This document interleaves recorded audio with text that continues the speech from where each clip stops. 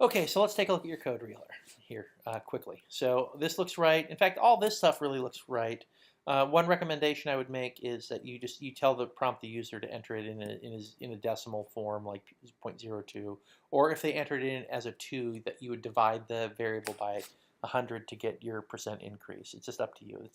It could be confusing, but this is fine.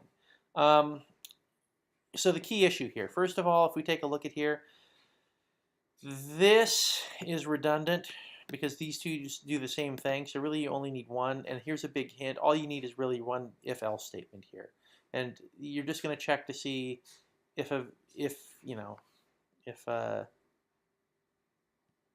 basically if you just check this, and if it's not true, go do something. So, but that's not the question that you're asking. You're asking if you have to have a different variable for every year of the salary.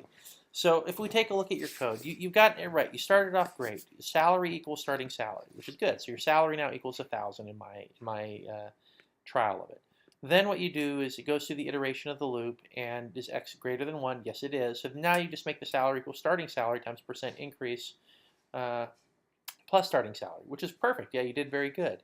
So then you go through the next iteration of the loop. So now we're on year 3. Well, okay, so you set salary to 10,000 or 1,020, or at least I did up here, 1,020. So this is 1,020.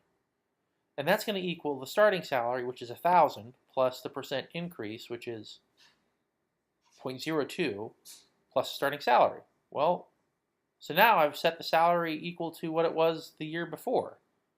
And so what should you do? You need to change the variables around here. So this is always going to be equal to the starting salary. It's always going to be equal to the second year salary until you get to the 5th year.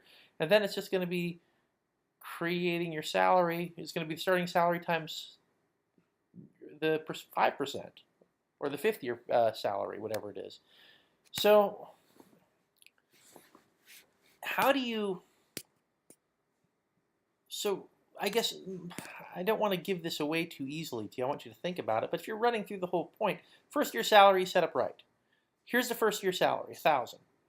So you're on year 2 now.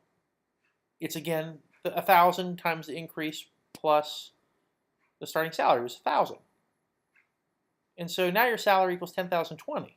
But you go through the loop again, and then this right now in it. It'll have 10,020 stored in that variable.